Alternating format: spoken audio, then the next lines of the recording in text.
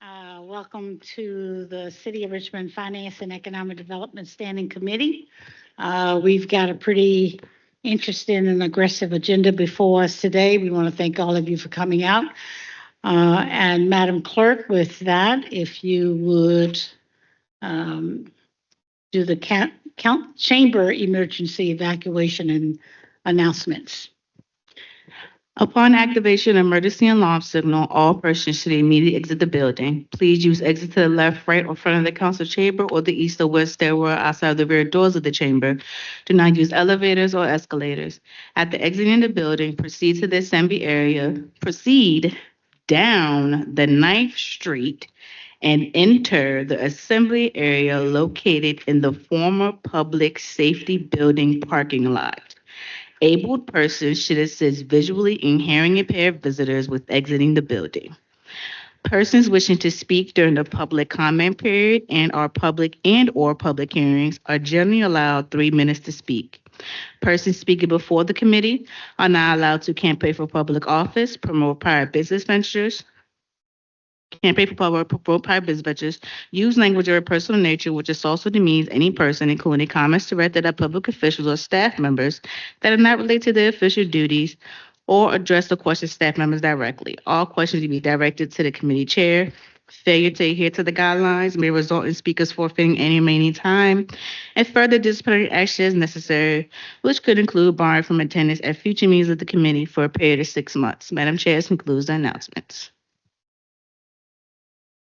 Thank you, Madam Clerk. At this time, we'll move to the public comment period.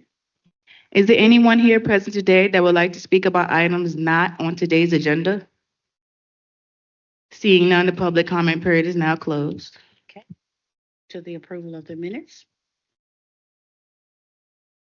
The minutes to be approved are from the January 16th, 2025 Finance and Economic Development Standing Committee meeting. If there are no amendments or corrections, then those meeting minutes stand approved as presented. Those minutes have been approved. Thank you, Madam Clerk. We are fortunate this afternoon to have with us President and CEO with the Greater Richmond Partnership. And we are honored to have you. I had hoped I would have been able to join you early this morning, but unsuccessfully at that point. But we are excited that you are here, and we would welcome you for your presentation at this time. Thank you.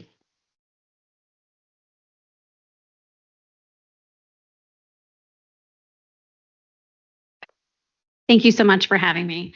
My name is Jennifer Wakefield. I'm the President and CEO of the Greater Richmond Partnership. We are a nonprofit 501c3 set up as a public-private partnership. Our 4 public sector partners, of course, are the City of Richmond and then the counties of Chesterfield, Hanover, and Henrico.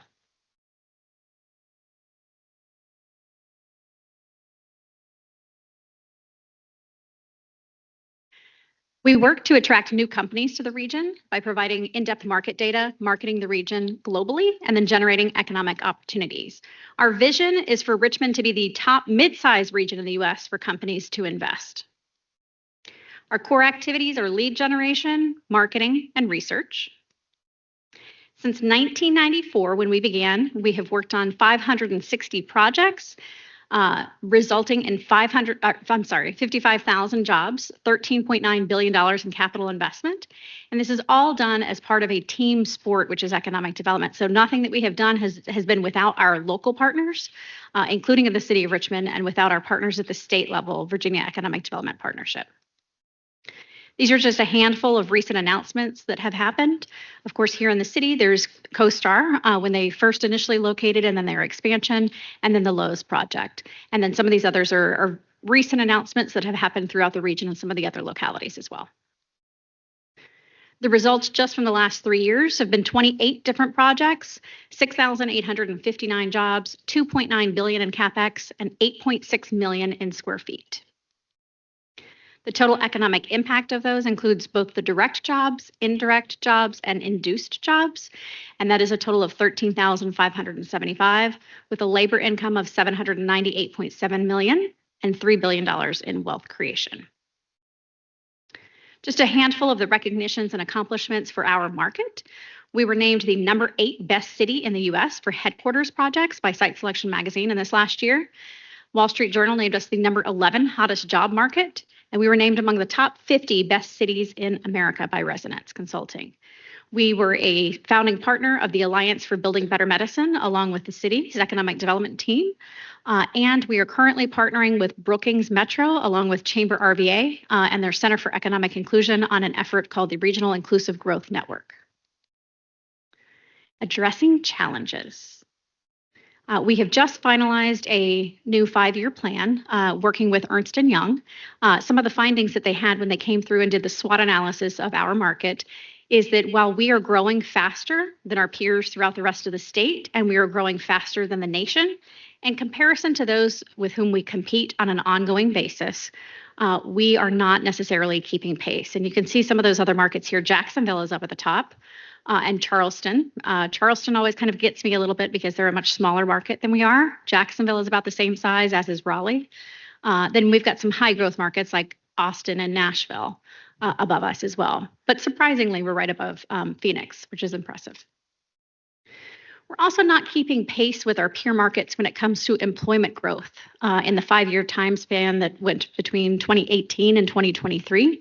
You can see while we do, and we have had very strong growth in comparison to the other markets that are there, it pales in comparison.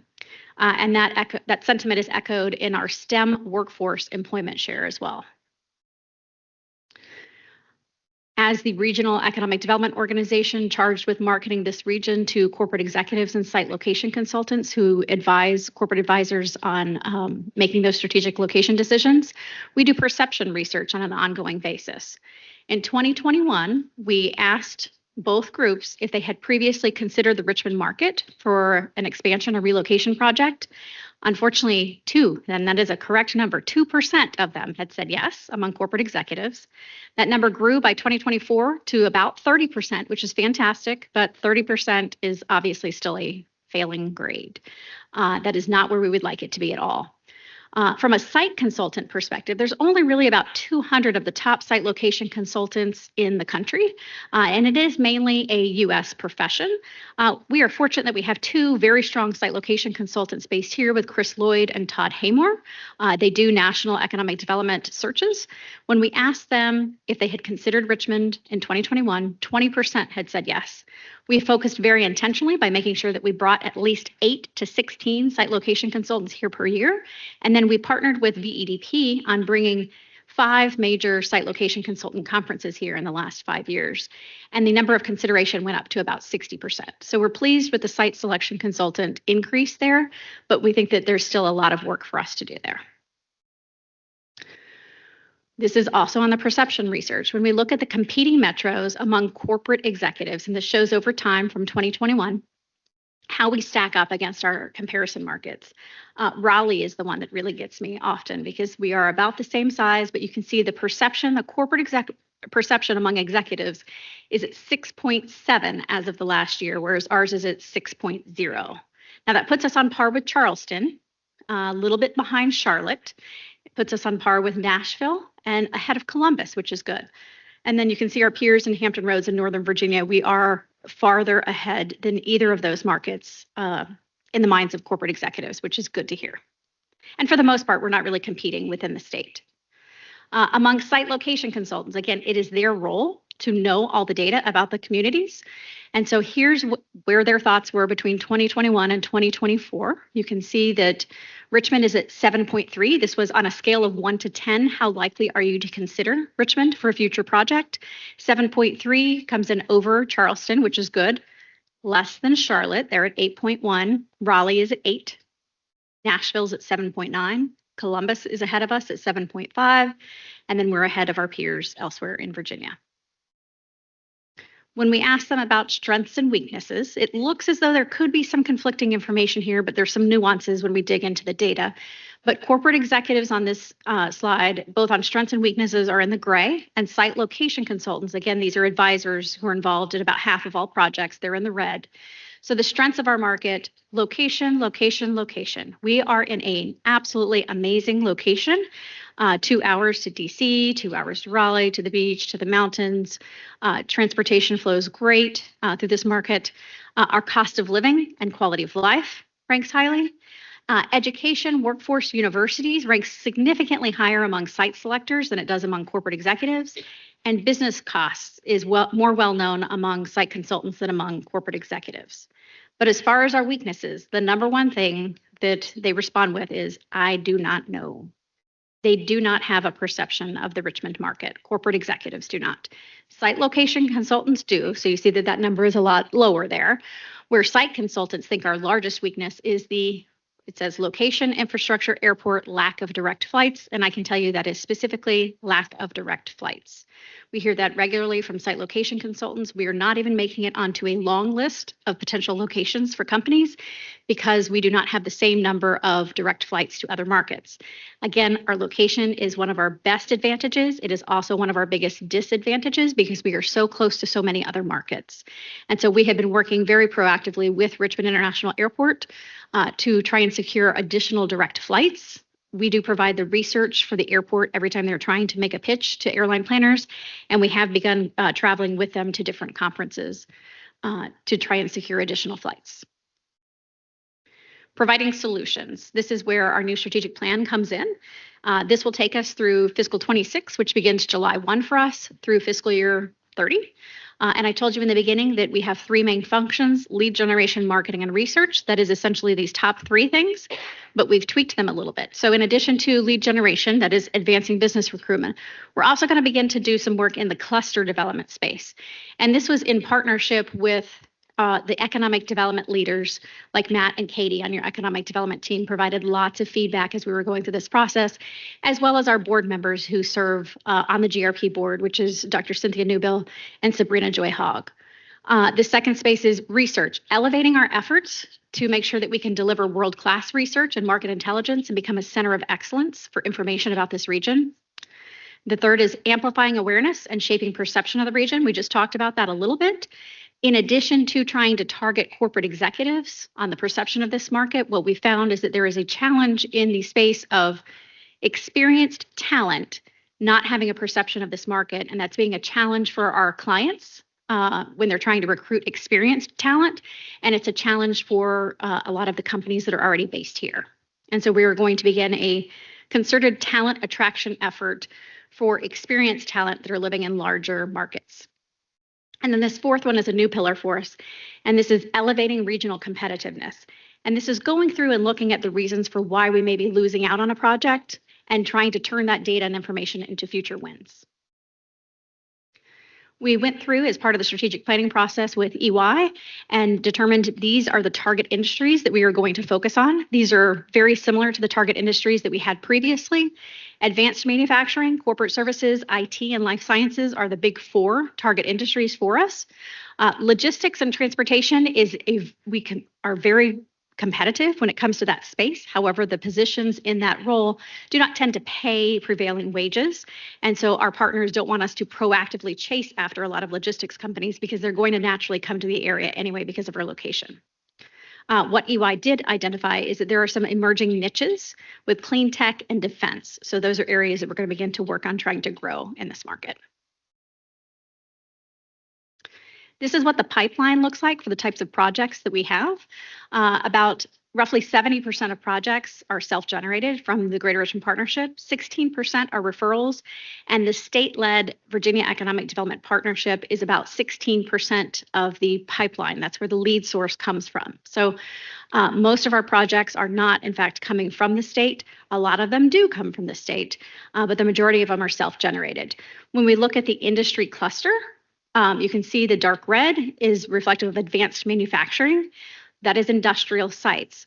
When we look at the city does not have as much industrial property as potentially the other three localities do here. And so that's a good percentage of the pipeline. Life sciences, however, since we won the Build Back Better Regional Challenge and the Alliance for Building Better Medicine efforts, we have grown life sciences interest in this market. We have also grown significantly with a really focused concentration on trying to increase the share of corporate services so that we can fill some of the office space that is here in the city as well as throughout the rest of the region by trying to attract corporate headquarters and other corporate services clients, including finance and insurance and cybersecurity. So the IT is, some of that is data centers, yes, but a lot of that is also cybersecurity and other software types of companies. I am happy to answer any questions you may have.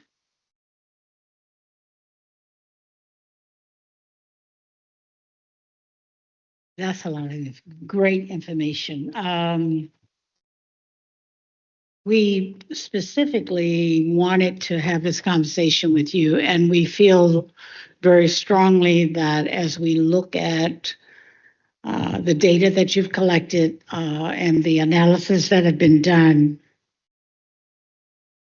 we appreciate the fact that it's regional and that we have 3 other localities that are incorporated in the data.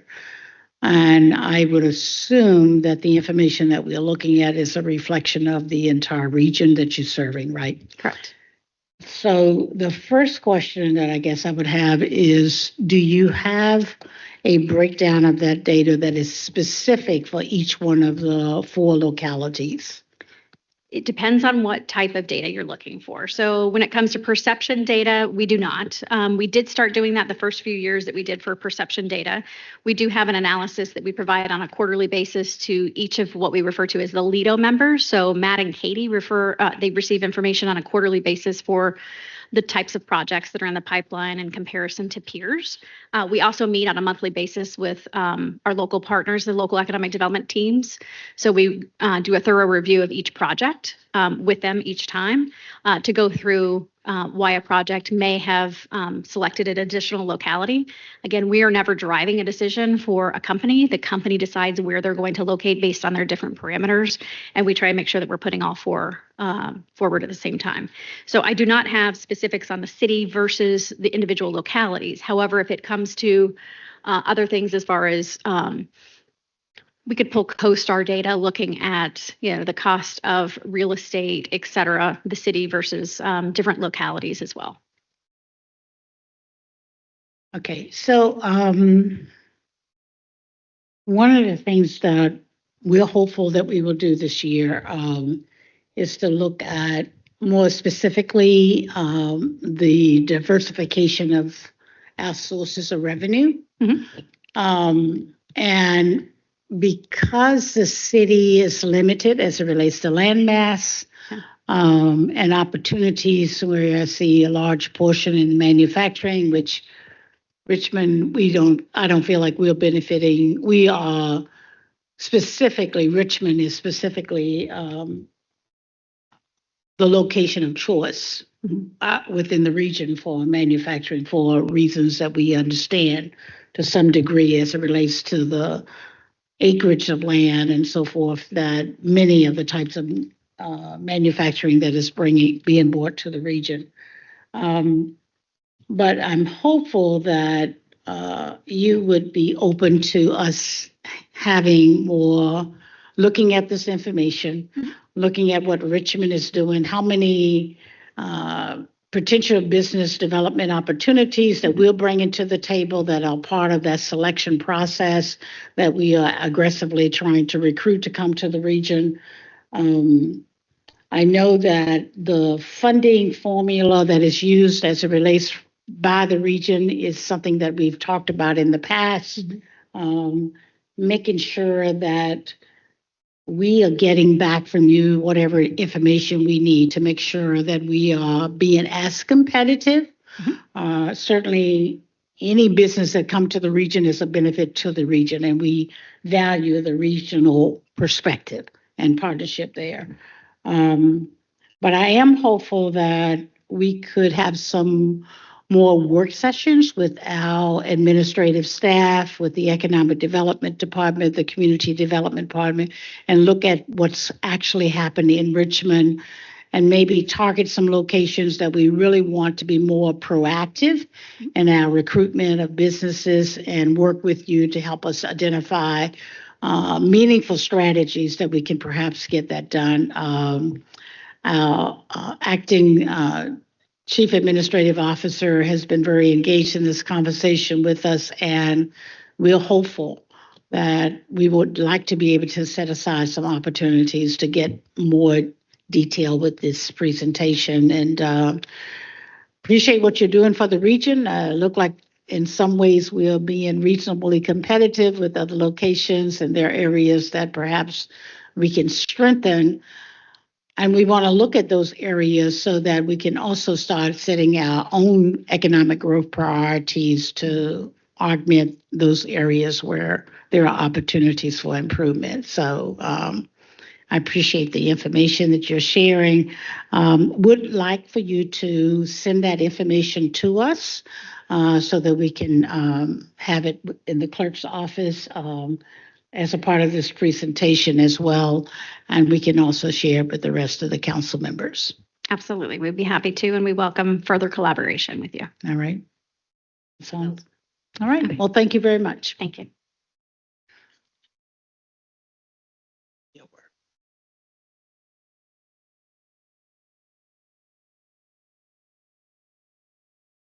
Right, Madam. We had suggested, and I'm open to your recommendation. We feel very strongly that your presentation is new information for us as well.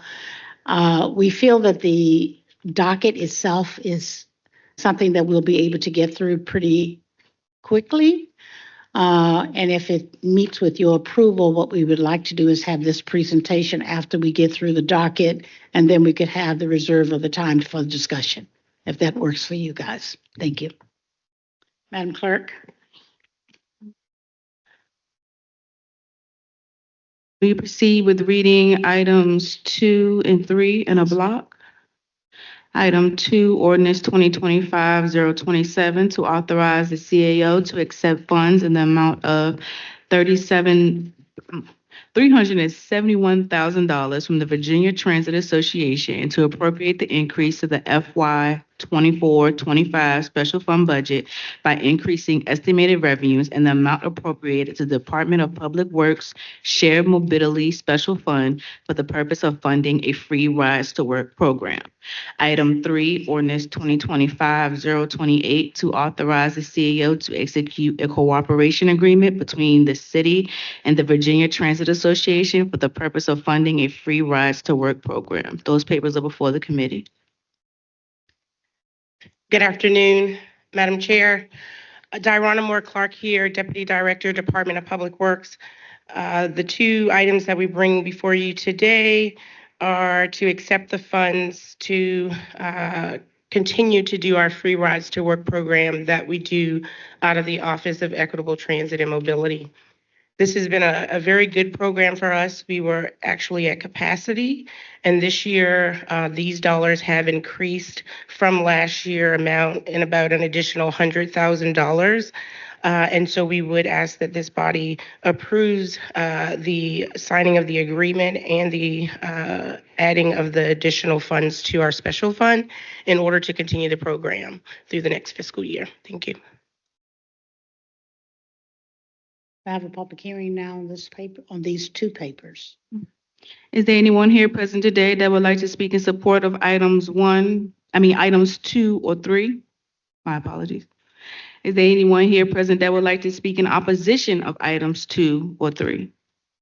Seeing none, the public hearing is now closed. Bring it back to the body.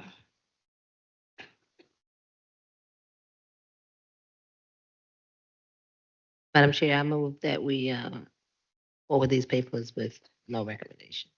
Or is it approval? Okay, yeah, with approval. Okay. Okay, I'll second that motion to move these two papers, agenda item number 2 and 3, forward to council with a recommendation for approval.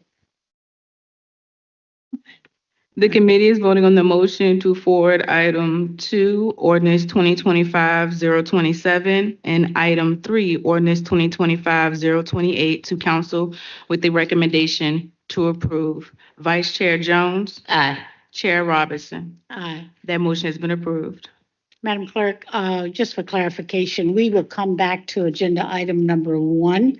We are taking items that as 5, 6, and 9 and 10 as a block. And we'll call those papers next, and then we will go back and pick up item 1 and item number 4. And also, Madam Clerk, we had discussed needing a motion to continue agenda item number 7. Could we take that up now? Would you like to do that now? Yes, ma'am. Okay. So we'll offer a motion to continue agenda item number 7. This item is coming back to the Planning Commission, and so we will pick it up after it gets through the Planning Commission. Do you offer motions, Jones? I move that we move this, so, Continue. yeah, to be continued, thank you. Do we have a second? Second.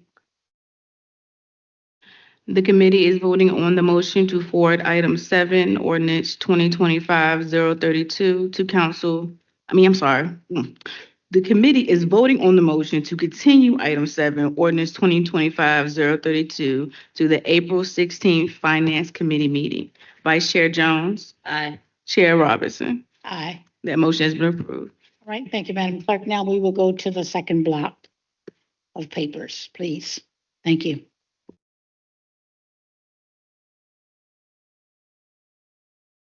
And just for clarity, 5, 6, 9, and 10 are in one block.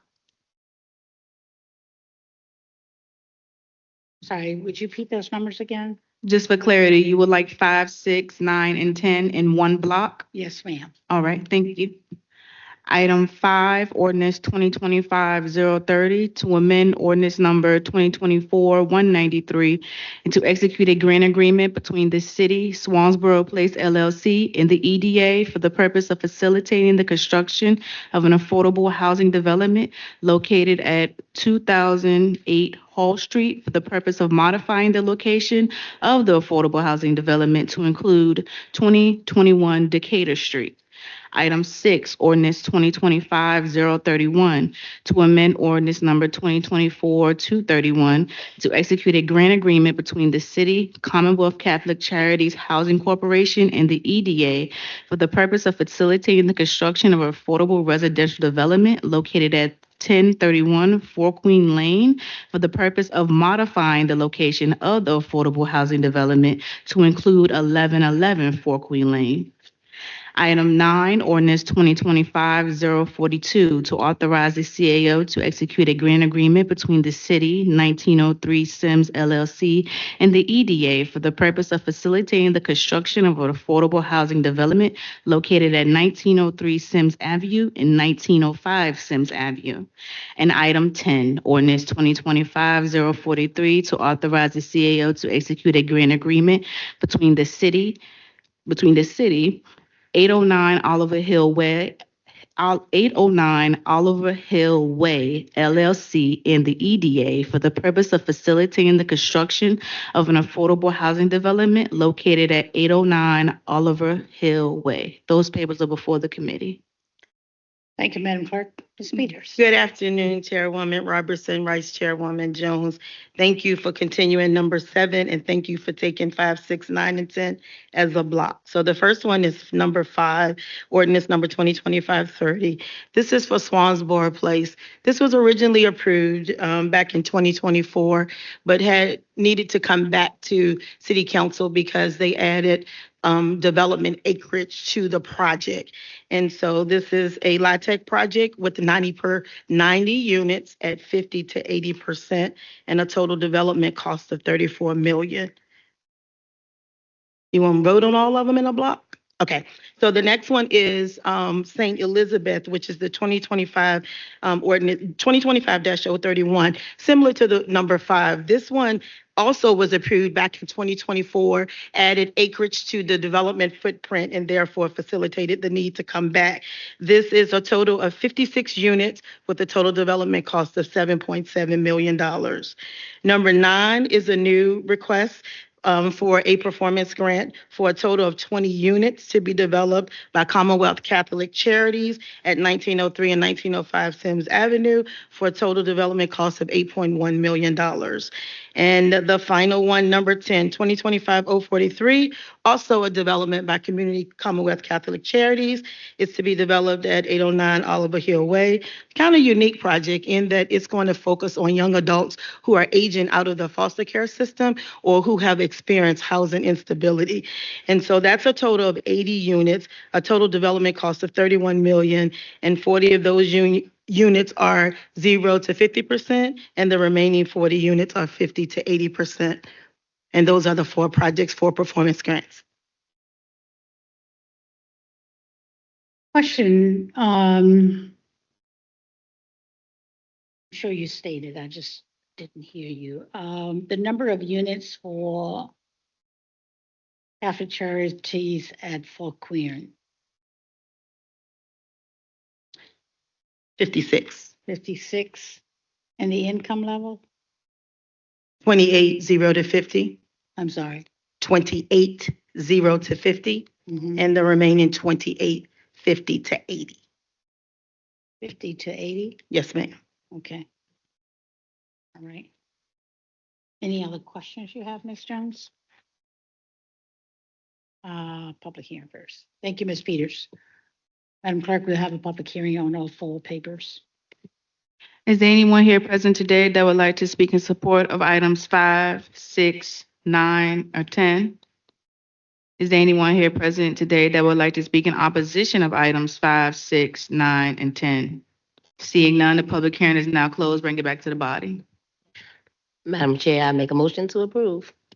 Second, The committee is voting on the motion to forward item 5, ordinance 2025-030, item 6, ordinance 2025-031, item 9, ordinance 2025-042, and item 10, ordinance 2025-043 to council with the recommendation to approve. Vice Chair Jones? Aye. Chair Robinson? aye. That motion has been approved. Thank you, Madam Clerk. We'll go back to the top of the agenda. Agenda item number 1. Item 1, ordinance 2025-026, to authorize the CAO to accept funds in the amount of $1.4 million from the Virginia Department of Conservation and Recreation and to amend ordinance 2024-099, which adopted the FY 2024-2025 stormwater utility budget for the purpose of funding the modernization of the city's stormwater asset inventory. That paper's for the committee.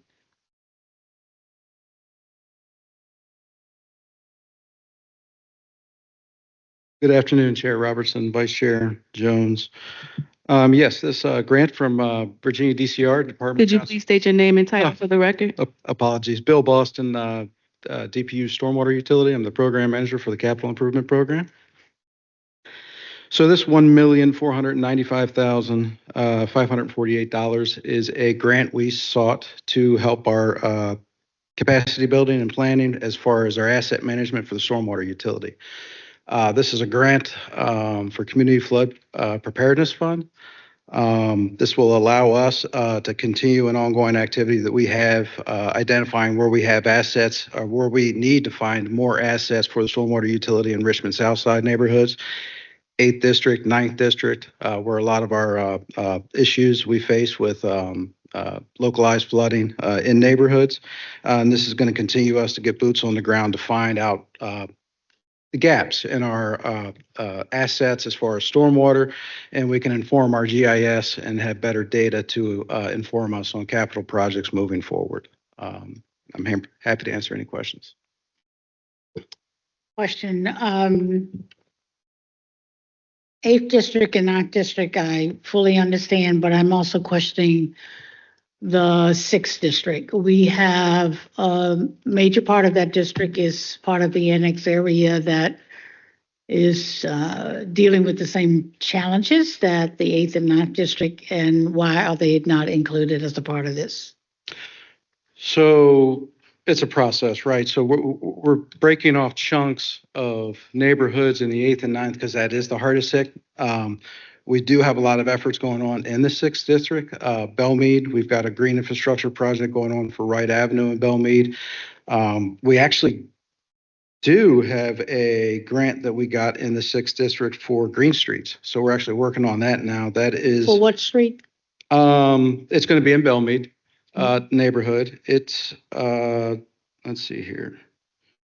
We did get that grant. It is $1,797,692.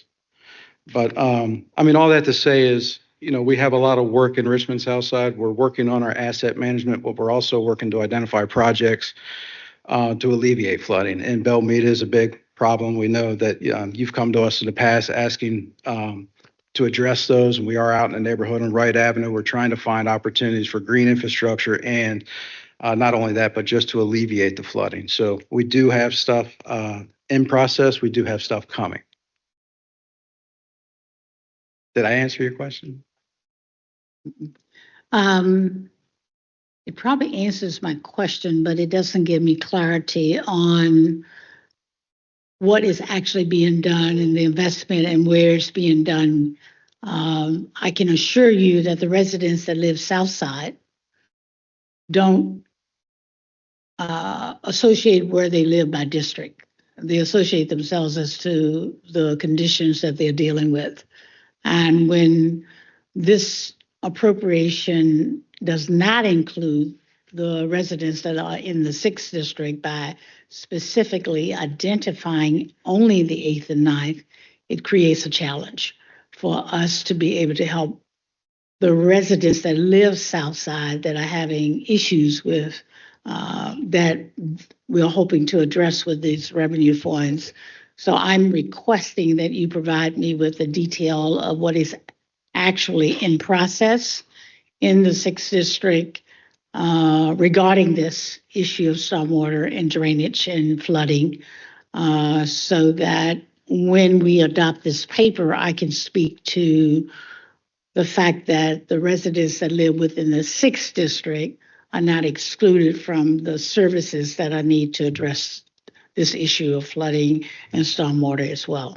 If you Understood. can provide that for me, if you can provide me a report to that effect to myself and to the staff, so that I can be prepared to address that, that would be most helpful.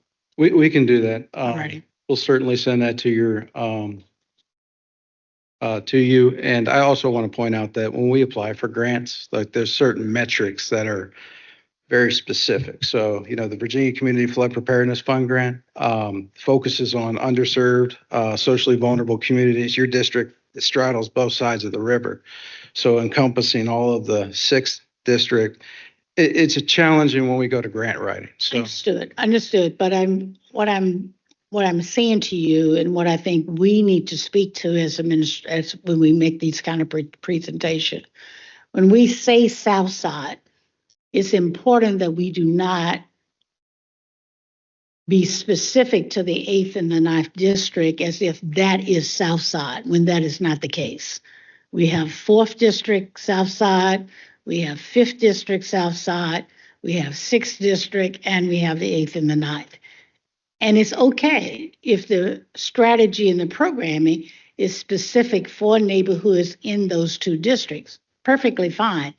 But when we say South Side and then we define South Side as only those two districts, we leave residents that live south of the river, right? Because that's what South Side is, south of the river.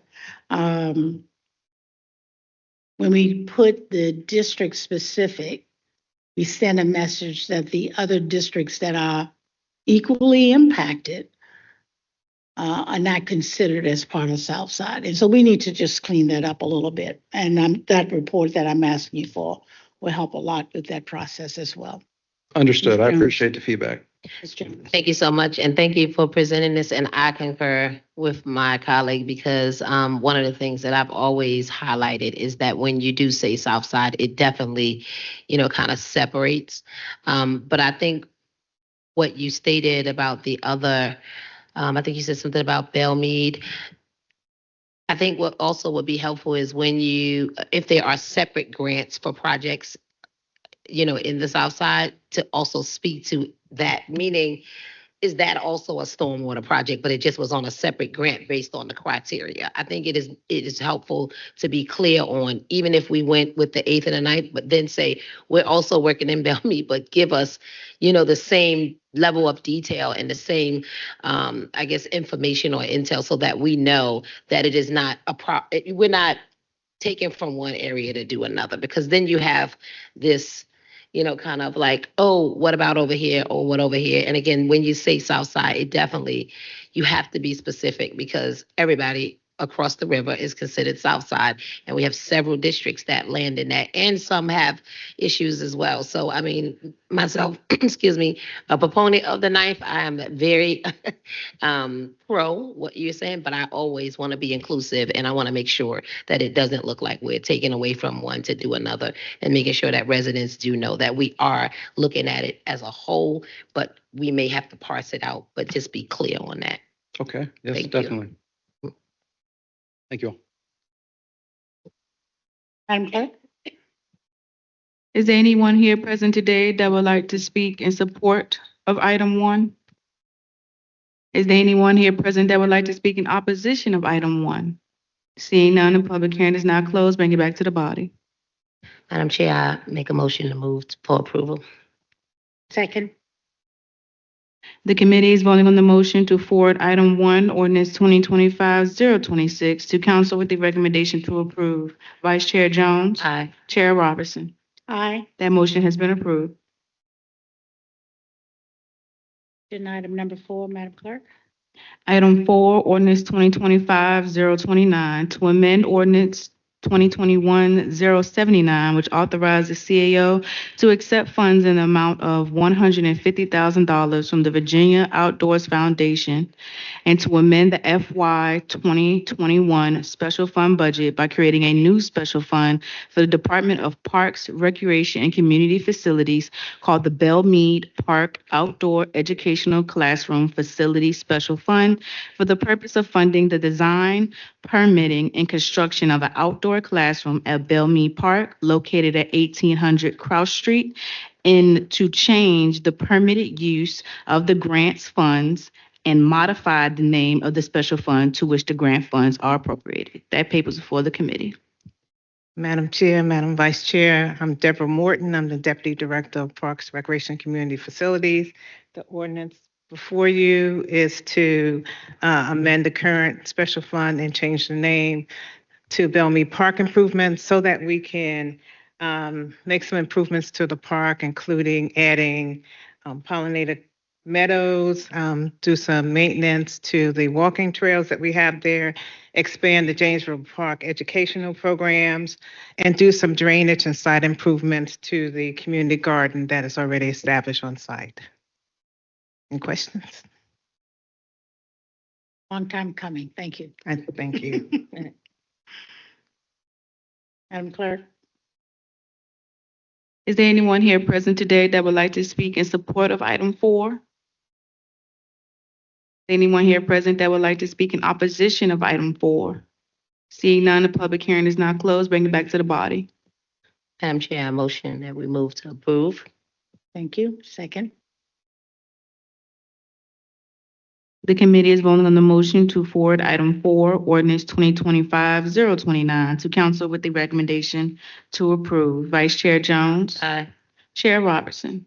Aye. That motion has been approved. Thank you, Madam Clerk. We'll move to the next agenda item, which is number 8. Is that correct? Yes, ma'am. All right. Item 8, ordinance 2025-033, to authorize the CAO to accept funds in the amount of $2 million from the United States Department of Transportation, and to amend the FY 2024-2025 special fund budget by creating a new special fund for the Department of General Services called the Build America Bureau Special Fund for the purpose of funding the pragmatic assessment of city assets and properties for the redevelopment of the city's downtown transportation infrastructure. That paper is before the committee. Good afternoon. I'm Gail Johnson, Director of Department of General Services. This paper will allow us to have a team of experts come in and perform a feasibility study of our smaller downtown area in alignment with the Richmond 300 downtown core transportation projects. It will give us an opportunity to also look at what type of funding opportunities we may have to develop that area, look at the feasibility of where and how to fund a new John Marshall Court building, as well as a permanent transfer station for our GRTC buses. Questions?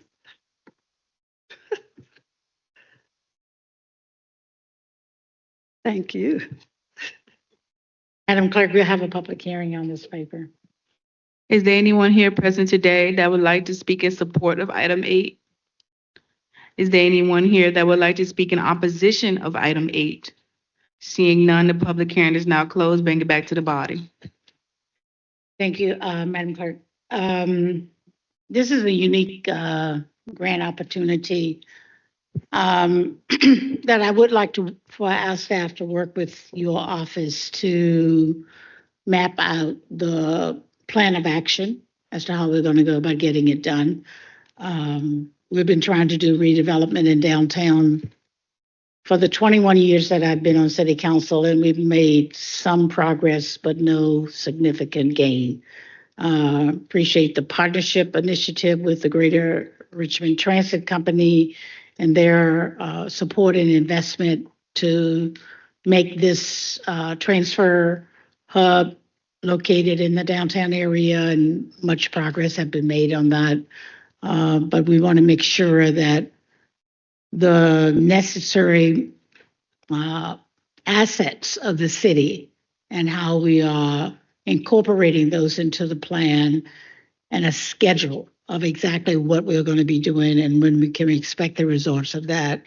If you could get us that information and work closely with our staff, Mr. Perkins, to make sure that we can stay on top of the initiative that's being done there.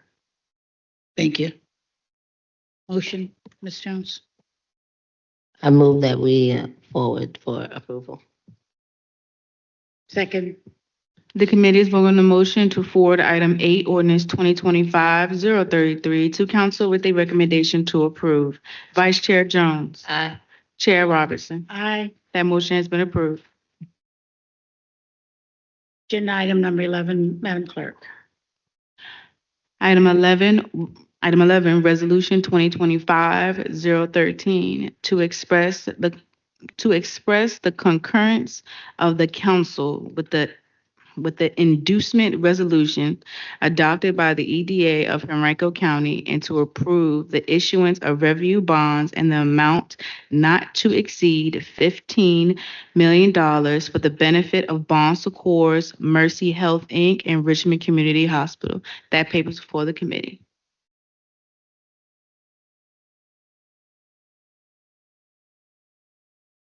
Good afternoon, Madam Chair, Councilmember Jones. Joining us today, I'm Katie McConnell, Deputy Director, Department of Economic Development. Joining us today virtually is Mr. Greg Simmons, Richmond Site CFO for Bon Secours, as well as Bon Secours Bond Counsel here in Chambers. The resolution before you is related to Henrico County's EDA's planned bond issuance, the proceeds of which will be used at Bon Secours facilities across the state. That includes at Richmond Community Hospital located at 1500 North 28th Street in the city. By law, Bon Secours must have a public hearing in the city and have approval of the bond issuance. On February 27th, the Richmond EDA held the public hearing and approved a resolution approving the bond issuance. That's included within your papers. Internal Revenue Code requires Richmond City's council approval of the bond issuance before Bon Secours can use bond proceeds within the city. The city is not financially responsible for the bonds. It is not considered city or EDA debt and does not impact the city's debt capacity. Thank you for the opportunity to present, and Bon Secours representatives are here to answer any questions on the project. Any questions, John? Public hearing, Madam Clerk. Is there anyone here present today that would like to speak in support of item 11? Is there anyone here that would like to speak in opposition of item 11? Seeing none, the public hearing is now closed. Bring it back to the body. I move that we forward the council for approval. Second. The committee is voting on the motion to forward item 11, Resolution 2025-013, to council with a recommendation to approve. Vice Chair Jones. Aye. Chair Robertson. Aye. That motion has been approved. Thank you, Madam Clerk. I think that concludes all of the papers that are before us today. I want to thank all of you all that came down to present in regards to those. And at this time,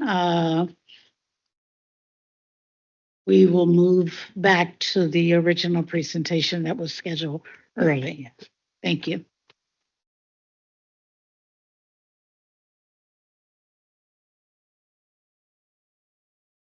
Hello, Chair Robertson and Vice Chair Jones. My name is Maggie Anderson. I am the newly appointed Director of Intergovernmental Affairs. It's great to be with you all today.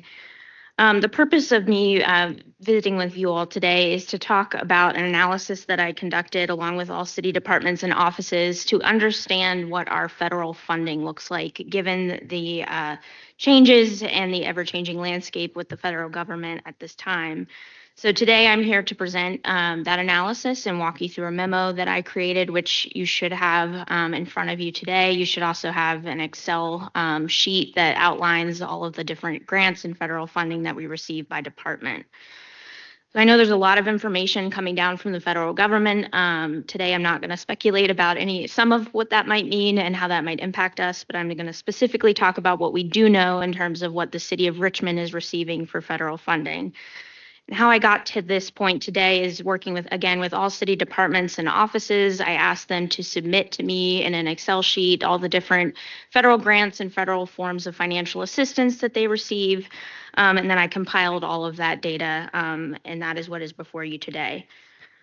So first of all, before I walk you through the memo, I just want to thank all the city departments and offices that competed for a lot of this grant funding. A lot of this is one-time grant funding, and we have quite a bit of it, which is really great for the city of Richmond to be seen in that way and receive all of that funding. So all of that total funding that the city receives that was submitted to me again by those city departments and offices is $294.4 million in active or anticipated federal financial assistance, and that is again kind of over several fiscal years. Of that total, approximately $116.5 million is what we are categorizing as at potential risk for being frozen, rescinded, or taken away if the Office of Management and Budget, the U.S. Office of Management and Budget, were to be able to move forward with their federal freeze that they had proposed at the beginning or end of January, on January 27th. Just to get everybody on the same page, that memo came down from OMB on January 27th and was supposed to go into effect on January 28th.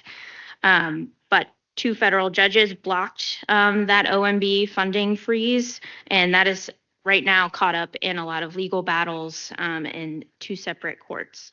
However, given that this is caught up in a federal freeze, the federal government, the Trump administration, seems to be moving forward with firing a lot of federal employees and dismantling a lot of U.S. agencies. And so there will be some sort of ripple effect and impact on the city of Richmond if there are fewer federal employees doing a lot of the work and the coordination of the work that we rely on here in the city.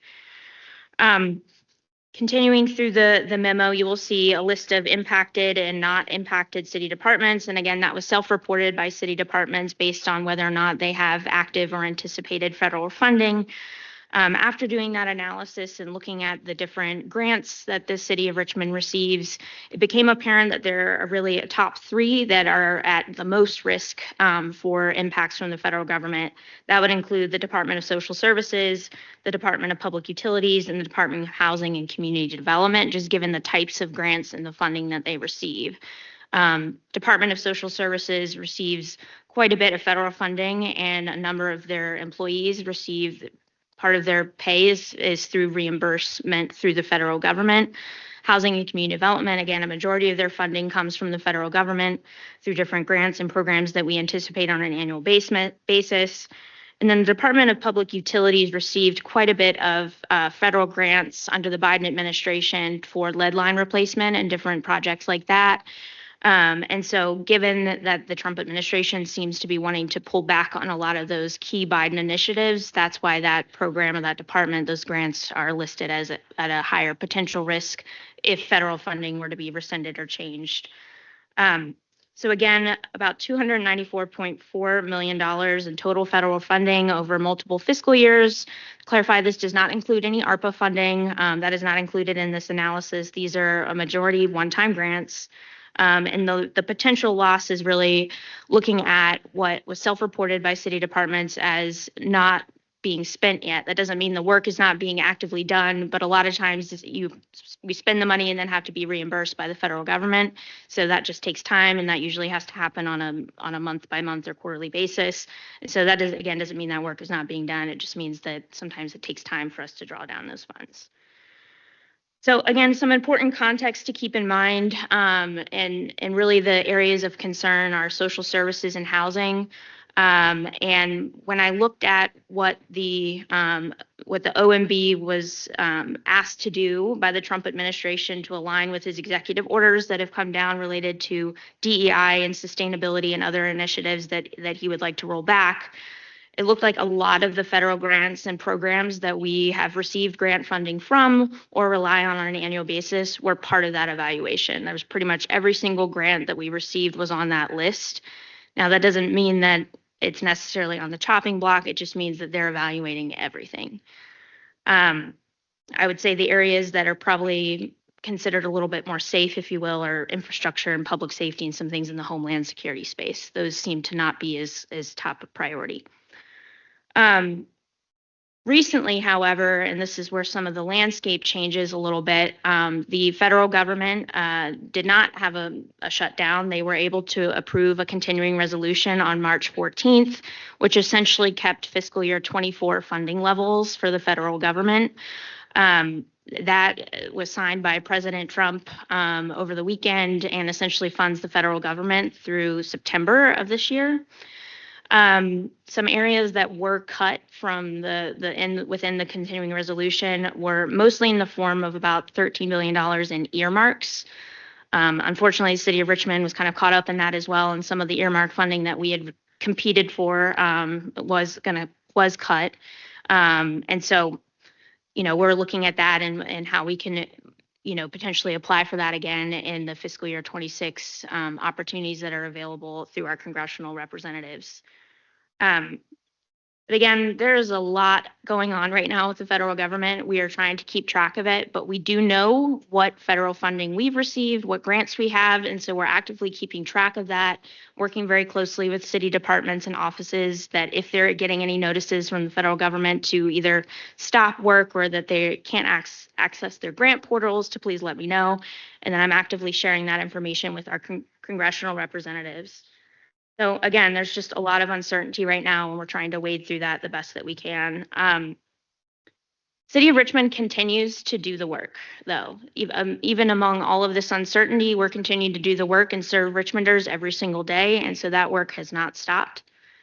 And my Office of One continues to monitor and work with city departments and our state and federal representatives on any changes so that we can keep everybody up to date of what we're experiencing and seeing. So I will stop there. I know I said a lot pretty quickly, but I'm happy to answer any questions that you might have. Questions?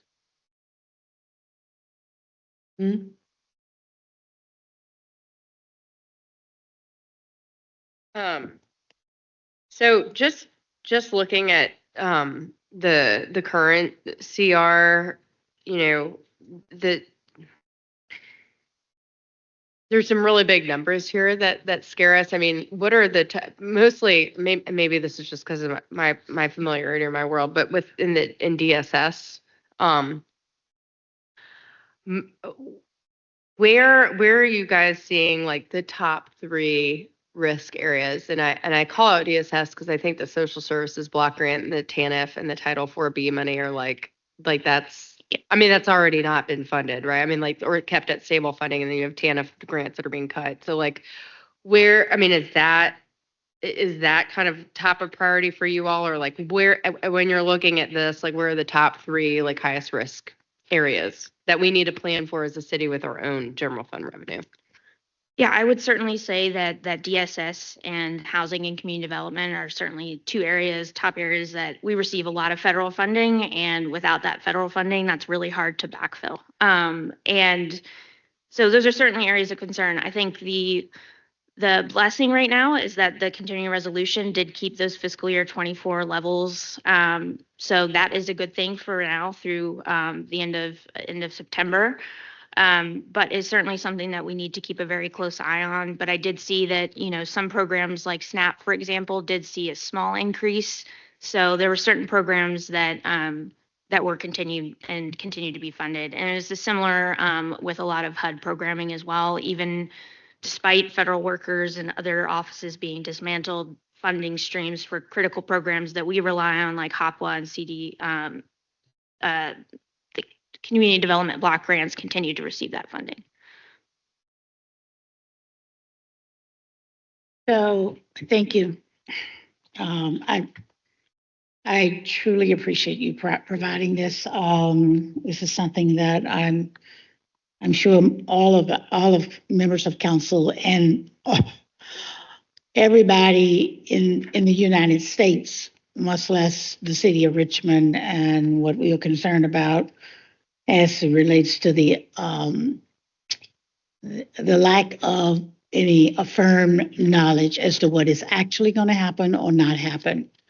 It's very regrettable that we find ourselves in a space that we are in at the present time, and so I appreciate your work that you've done to at least try to identify what are some of the greatest potential risks that are at hand, and because this is such a fluid situation that we're in, can change momentarily from one thing to the next, it appears. Our position as far as the city is concerned and how we try to prepare for a storm that we don't know how dangerous the storm is going to be and when the storm will happen, if and when it happens. But inasmuch that the handwriting has been on the wall, I think it would be grossly negligence on our part to not do the best job we can to prepare for the worst and hope for the best.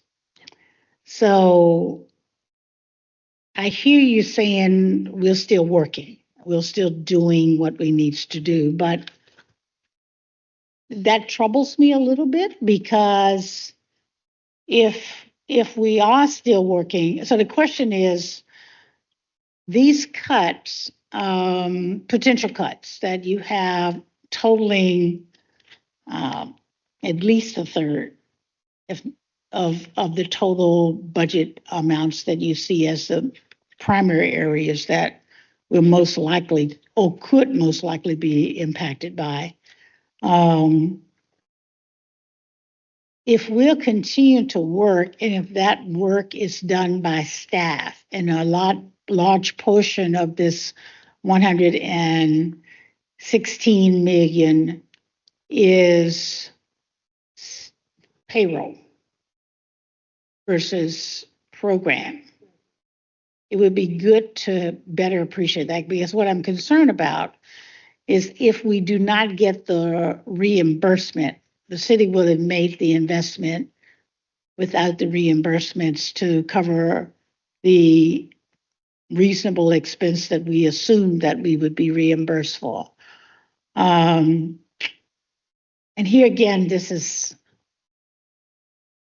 all based on the status of what we're dealing with. We understand that. And I know there's no perfect science to it because of that reason.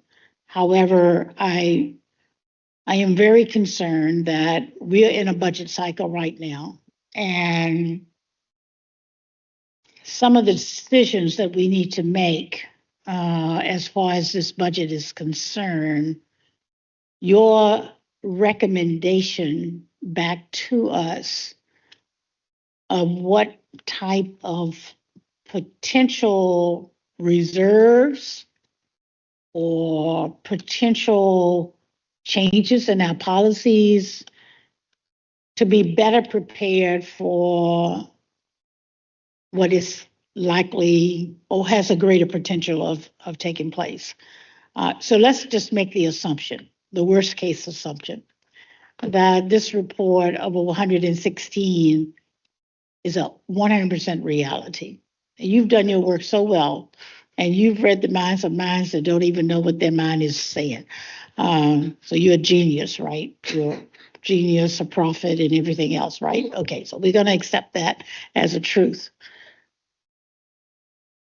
Even if we anticipate that only 50% of your genius work becomes a reality, the question is, how do we prepare for that? And because I'm just seeing your report, I can't make any conclusion that there is something in this report that helped me feel more comfort with that area. This gives me a foundation. And what I would assume at this time, the worst case foundation, right? So moving forward, I'm looking forward for us to have more detailed conversation about the frequency of how we gauge what becomes real and what isn't real, and also the magnitude of the risk that we will not be reimbursed because we continue to work. If that makes any sense.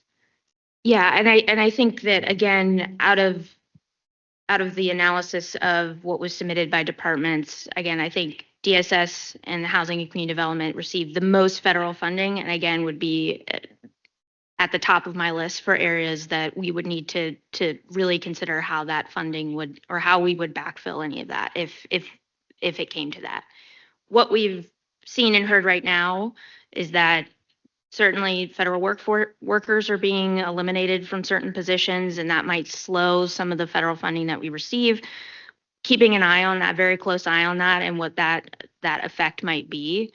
But again, those programs were continued in the CR, so that's really difficult for anybody to wind back, including the president, because it was funded by Congress and he signed it, and so that's through September. So that does give some level of comfort, if you will. But just to give an example of some of the conflicting messages we're receiving, just as yesterday, there were 7 agencies through executive order that the president said that he wanted to dismantle, including the Interagency Council on Homelessness.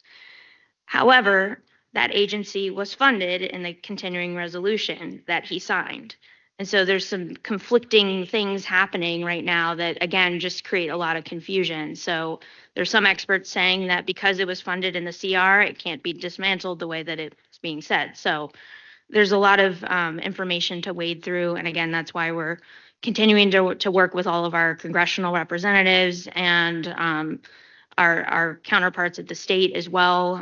We have heard from the Virginia Department of Social Services that we should continue work as normal and continue that work, that they're not hearing anything from the federal government that would say that we should do otherwise. And we know that that agency serves a lot of folks who need it the most. And so that is why that work will continue. And again, if we do hear, early on, we were hearing some portals were shut down or we weren't able to draw down certain funds. We raised that with our congressional representatives, and within hours of the next day, they were turned back on. So I think those partnerships and that information sharing and even the dialogue we're having right now is just what is so incredibly important. You all might hear something that I don't hear. And so I would really welcome any information that you're hearing from any organizations or partners to please share that with me so that I can continue to elevate that. So I would suggest that that in addition to the work that you've done with each one of your departments and finding out what their analysis is as to what potential impact these changes would make, that we put forth an aggressive effort to let everyone knows, each one of our department heads or whatever, including city council, chief of staff, and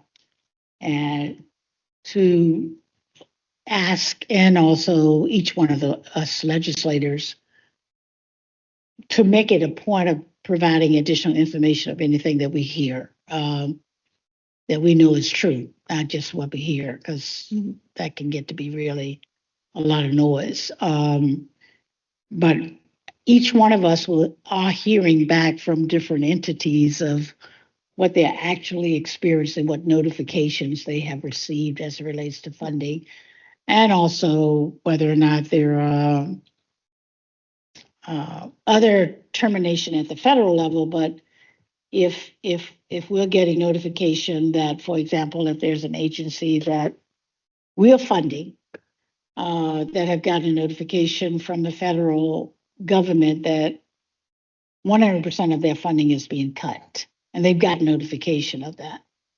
And they're already making plans to dismantle their office spaces, restructure their workforce and so forth, with the anticipation that they're not going to be able to make those changes.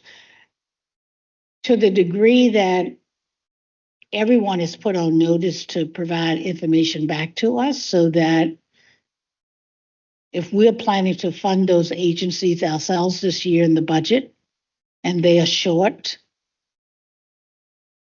50 and plus percentage of federal dollars that they're anticipating. I mean, I'm looking at Department of Housing and Community Development, which we know what those funds are. We know that they are funds that provide services for our families that are at greatest risk in the city.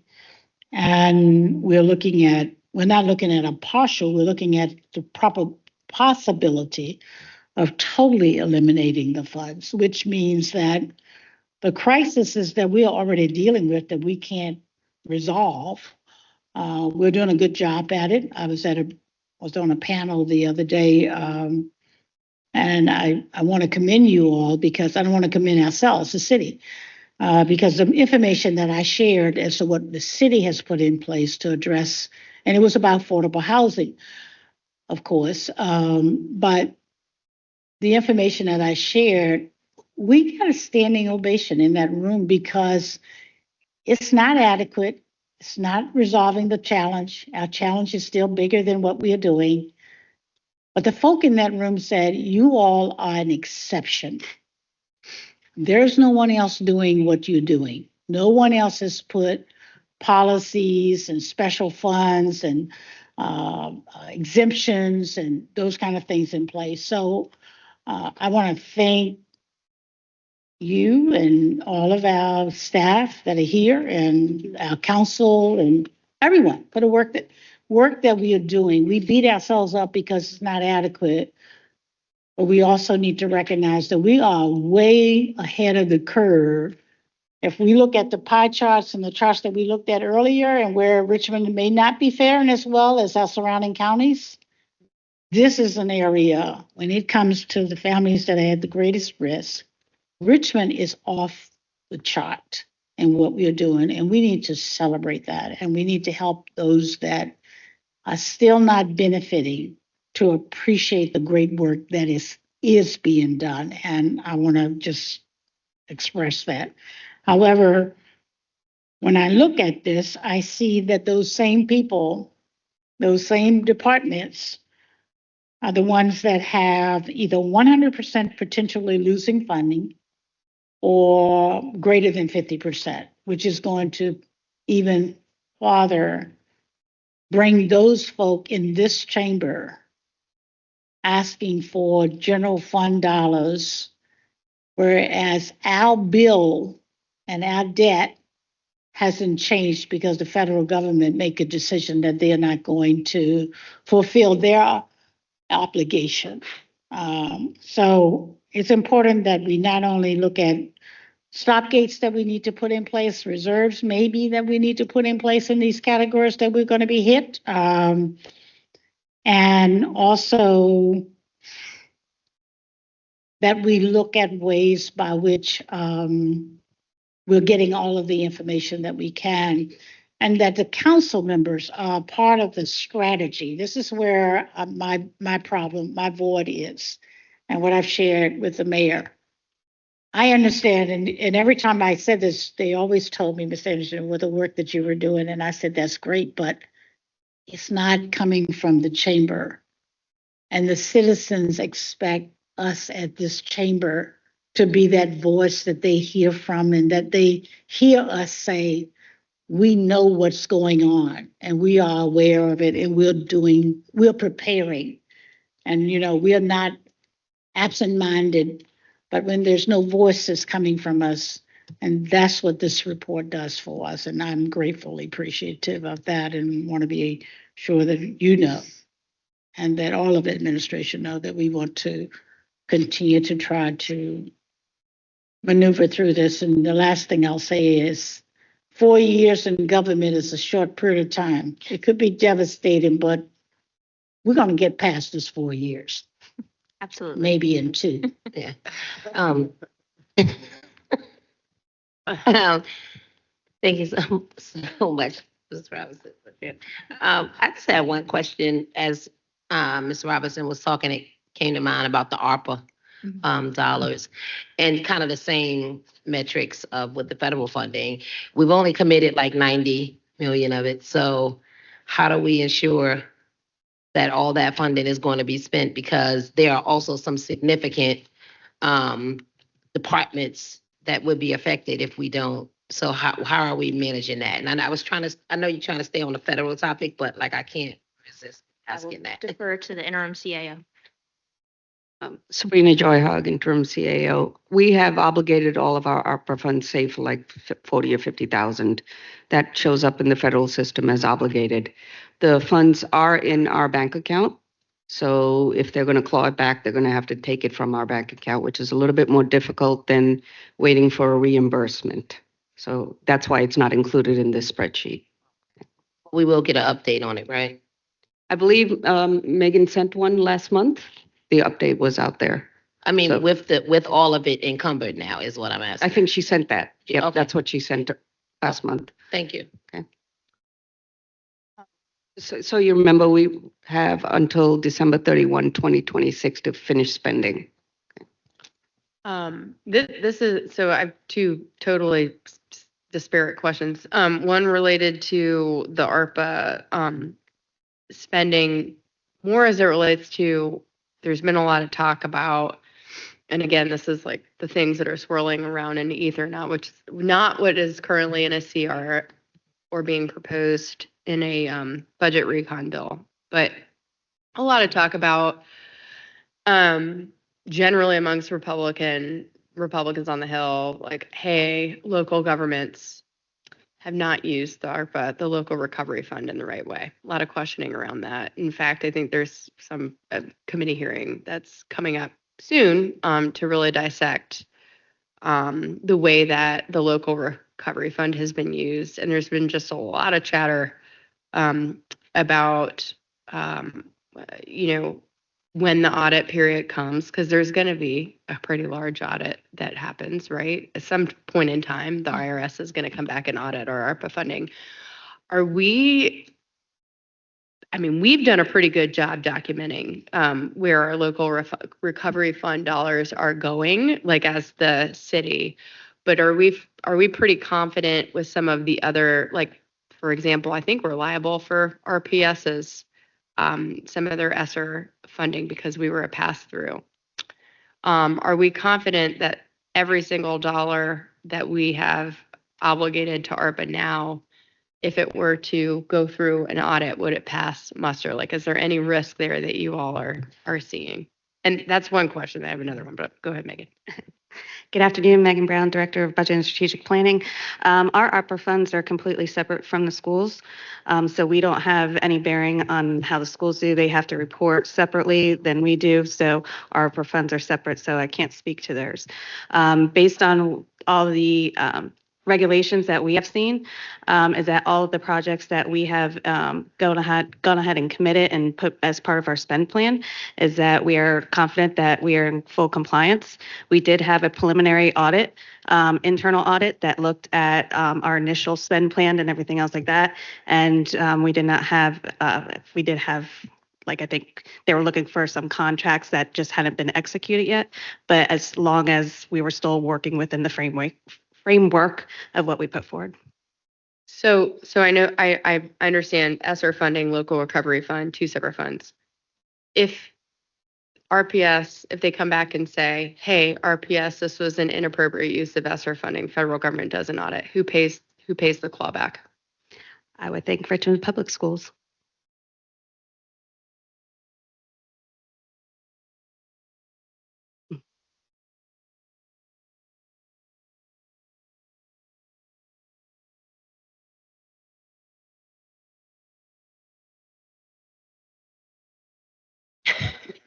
The poll says, no, we're not paying that back. Okay. And then second question, totally unrelated, is just what's happening with the ORR population right now. And so right now, this is a good tracking, a good counting of what has happened. Like, that's in our purview. Obviously, huge impacts across the board for what's happening in our undocumented communities, not the least of which is some of the funding pause that has happened for our Office of Refugee Resettlement youth who are in care now. My understanding is that we have about 20 in the city of Richmond who have not received payment from the Office of Refugee Resettlement. And we have some providers, and I'm hearing this across the country, that are facing having to discharge those youth in their care because they haven't received payment for them and don't know when that payment is going to return, which is really devastating. I mean, that's just heartbreaking to think about, number one. But number two, have we thought about just contingency planning for those youth that we have? Because the ORR population is such a protected, class of youth. Have we thought about contingency planning? To Maggie's point, I think we're looking at it holistically to see what we can do across the board. I mean, there's going to be a lot of things that are going to come or may come, and there might be some tough decisions, but we're constantly trying to look to see if something does come about, what is our contingency plan? And I would just add that our Department of Human Services is working closely with our new American populations. So I know that they're working very closely with those. And if there are certain cases or things that you're hearing, I would please encourage you to share those with us.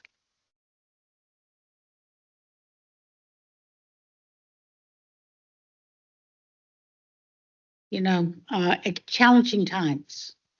But we know what challenging times are about. And so if there's anyone better prepared, the city of Richmond is prepared. And we're going to win this battle. And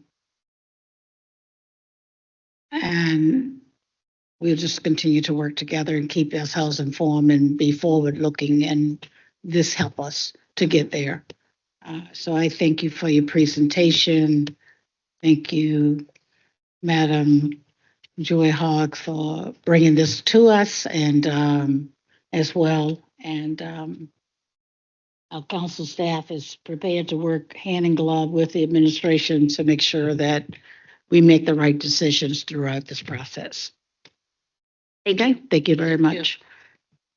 Madam Clerk, we got anything else on the docket today? No, ma'am. No, ma'am. Nope. All right, thank you all very much. This meeting is adjourned.